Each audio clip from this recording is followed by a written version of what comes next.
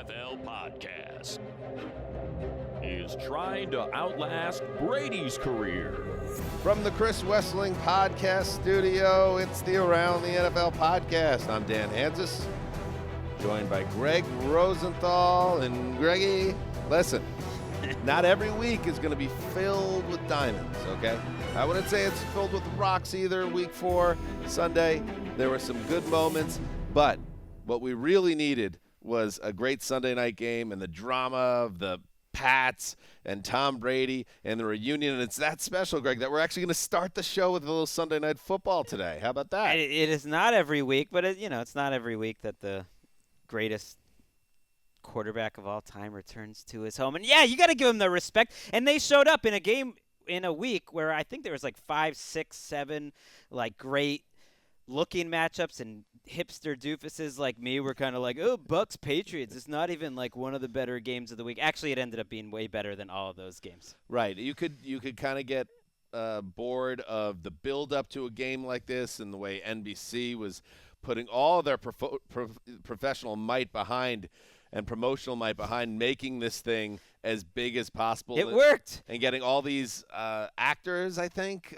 from New England, various people, to be part of their campaign. But at the end of the day, the teams needed to play the game, and the game was a good one. So before we get to all the Sunday Week 4 action, let us start with the last game, and it went down in Gillette.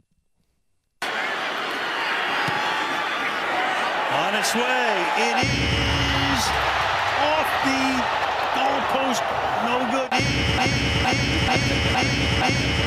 is off the goalpost, no good. Oh my God, that is rough for you, Rick. So I can't tell you, Greg, how many times as I'm going to call myself a Tom Brady hater, but somebody who suffered at the hands of Brady for so many years, it would always get me mad that, yes, Tom Brady's great, and yes, the Patriots do it the right way, and they just know how to win. But it always felt like in so many instances, the team they were playing would make a decision late that would just drive you nuts. Like, oh, Brady is so charmed. He has such a charmed life.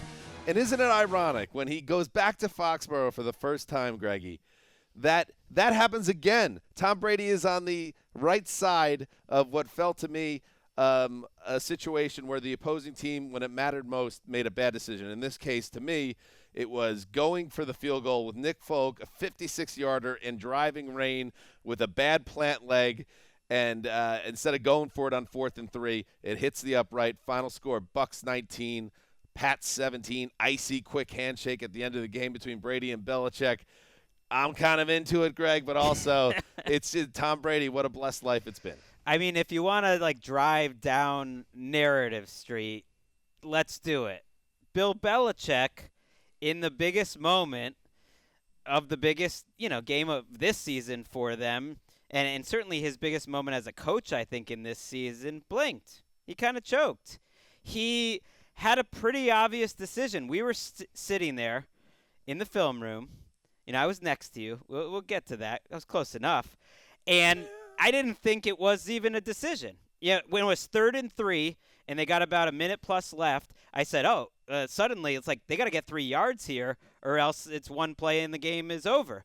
They tipped the pass at the line of scrimmage. It's 4th and 3. And I said, okay, you need 3 yards to keep the game going. I didn't think it's a decision because anyone that's watched Nick Folk, who's hit 35 straight over the last year, knows that the Patriots don't even line him up outside of 50 because that's just not the kind of kicker that he is anymore. And then anyone that's watched this game down the stretch thought the Bucks don't have any players in the secondary.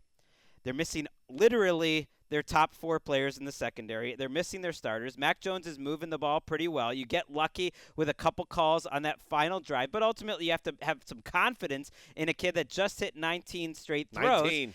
And more important than all of this, you would have left Tom Brady all the time in the world and 2 timeouts to go kick a game-winning field goal the other way. So I didn't even think it was a decision. I was stunned to see Nick Folk coming out there. And it continued a number of mental mistakes that this Patriots team has made throughout the course of this season, including the timeout that they took on the drive before when they couldn't substitute right. That's happened 2 or 3 times. This Patriots team, as hard and as well they played at times tonight, has been very sloppy. They lose the turnover battle 2-0, and it didn't feel like they deserved to win that game. You need a coach that can be cool under pressure, and he wasn't in this So you're spot. saying fire Belichick? No. There's your narrative. He was just Get bad rid of in him. that moment. Bad in that moment. The only But he missed it. The only perfect thing for the Patriots was NBC's coverage of Steve Belichick's sideline shots. Give me more of it. I don't know what's going on with that guy, but I love him. Yeah, I mean, the shame of it is for Belichick is if Nick Folk, who, it should be stated, it's not like he was so out of his depth on that kick in terms of range that he missed it by 7 yards and it hit the end zone. He hit the pipe. And it fell the wrong way, but it still was a very difficult make in the Brady driving would have rain. Brady would have gone back and won the game. That's my problem with it. Well, maybe he would have. But, yeah, Mac Jones, considering what he had done in this game, 31 of 40, 275, 2 touchdowns, 1 interception. I really like Mac Jones. I like so much of what I've seen. I know he struggled last week a little bit, but I think he would have been a guy – I would have felt comfortable giving him the game in that spot at 4th and 3, but Belichick's not there yet. And I'm sure if Tom Brady was his quarterback in that spot, Tom's probably going for it there on 4th and 3. It's not Nick Folk for 56. So they're in the process – listen, it's a transition. You got to have England. a feel for the game that you're in. Hey, and I know they're trying to play this specific style, but in that moment it didn't feel like he had a feel for what the game that he was in. The frustration for Belichick, and he never really reveals anything on the sideline, but you saw his face would drop when it hit the upright. He had done such a great job overall. Tom Brady, the big story, and everyone thought it was the prediction for everyone. That's why Greg locked up the Bucs, and congratulations, buddy, on your big. He locked it up. Yikes! But Tom Brady, everyone thought was going to go in there and shred the Patriots, and I know the weather played a role, I guess, but 22 of 43, 269. He does not throw a touchdown in his return to New England. He gets the all-time passing yardage record from Drew Brees, but they did a great job keeping Brady off kilter and kept him from getting into a rhythm. And Mac Jones on the other side, if you would have told me Brady doesn't throw a touchdown, Mac Jones has 19 straight completions at one point, I'm telling you the Patriots win. So it's just – And they hold the Bucs under 20. Hold the Bucs under 20 points. It's just a little of that. I know it's nonsense to all the diehard analytics people and everything. There's a little bit of that Brady magic involved. And it's just to see it be done to New England in New England was interesting to me. I mean, it was fascinating. I mean, for this game to happen at all, I guess I wasn't looking forward to it. I'm glad it's over. But it also just reminded me of how, blessed and ridiculous the last 2 decades have been as a Patriots fan, and to just, be grateful. You don't know how long this life is going to be. Just be grateful that you got that as a sports fan and even got a night like this, because right now the Patriots might not be involved in many big Sunday night. The entire NFL is watching, and you're surprising. I'm just saying, right now, this team. And they were surprising. This was the ultimate. I said they've been trying to turn it back to 2001, and this was a 2001 type of game. They had some conviction. They didn't, run the ball basically the whole night. They ended up with negative running yardage because they had a game plan that made some sense. They started out with Mac Jones playing hurry up and spread in the very first drive. It was a statement of intent. We're not going to run the ball against Vita Vea and Sue. This is the way we think we're going to win. It gives us the best chance. And you know what? It worked. And they mixed up all those coverages. Everything was playing pretty well. Did it work?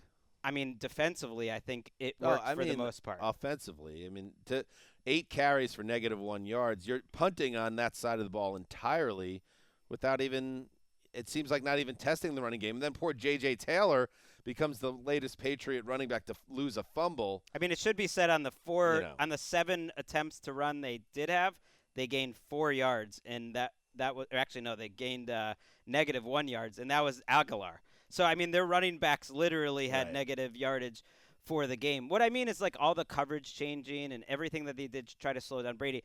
In theory, it worked, and it did work for the most part. But Brady missed a ton of throws in the first half that were there. He also hit some gems, but he seemed a little hyped up for the game. They had him scrambled. And the reality is, even though it came down to that kick, Like, Tom Brady threw the game-winning pass. He made the play to win the game that everyone will remember from this game. Antonio Brown just dropped it. The first time he couldn't see it, and the second time he dropped it. Tom Brady threw one of the best passes, he could possibly throw. That should have been the last throw he ever made at Foxborough, and it goes right off of Antonio Brown's hands. The Patriots, to me, were very fortunate to have that opportunity. They got a couple lucky calls in that final drive. They got a couple lucky breaks, I thought, throughout the game where they got penalties or that the Bucs missed out on some open players or some opportunities. So to me, like, things were going right for them until the very end when they went wrong. And as far as Tampa Bay goes, so they move to 3-1. They bounce back after the loss to the Rams last week. They do have a lot of problems, though, and it's just something to keep an eye on, especially on defense. Carlton Davis, he got carded with I don't know if he got carded, actually, but he left with a quad injury and was immediately ruled out, and that does not look good. Antoine Winfield Jr., he leaves in the second half with an injury. They were already down enough cornerbacks that Richard Sherman is playing snaps for this team, someone who had been out of football for months and months.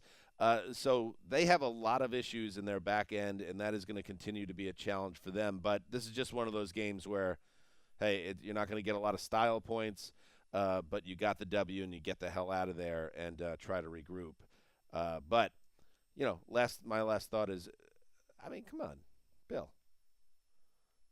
Listen, I'm a competitor too. I don't care if it's wiffle ball or if it's intramural basketball or co-ed softball. Like, I'm a competitor, and like after a game, I'm not going to be chummy with everyone, but it's all connected. Like, he can't meet Tom at midfield and like share a moment with him.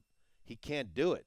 It has to be a good job, Tom, and then run the other way. Ricky, what were your takes on that? He ran to get to him. He ran he gave him a hug. It's cold and rainy and wet, and he gave him a hug and left. What do you Ricky, want? that's a disgrace. What do you want him to do? Actually, how about have a little conversation and understand the magnitude of your bond and what you did together? Why does maybe there's something after? It's bigger than that, though. Like, you think anything to do with their bond is gonna be a factor in like what the outside world thinks in that moment? If they have it, and I believe that they do, like, it doesn't mean anything. That's for show. Yeah, but the Josh McDaniels embrace was beautiful. Well, there was actually some feeling there. Yeah. Well, that's all I'm saying. Yeah. And you could poo-poo it and say it doesn't matter what the public sees. It's what's happening. Like, as if they're in a deep and loving. Take, I know. like they're in like a deep and loving embrace in the tunnel right now. No, man. My point is, whatever connection that they there. have with each other, they know. It's like they have an understanding. Tom Brady knows who Bill Belichick is after the game. You think Tom Brady's going over if they lose that game and making like a heartfelt hug to Bill Belichick? No, he's the same bad loser as Bill Belichick. Like, they know it, and it's not something that they're going to take personally. Maybe it's the deep sadness that they both know they should still be together. Yeah. I don't know.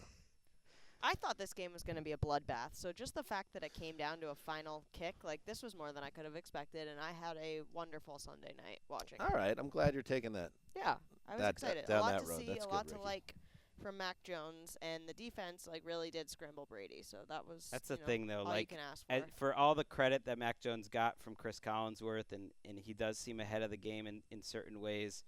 It's like they were missing their top 4 players in the secondary, and you had a chance to go win the game. Right, but it's Let him go win it. 2021 Let him go win it. New England Patriots. Like, it doesn't matter.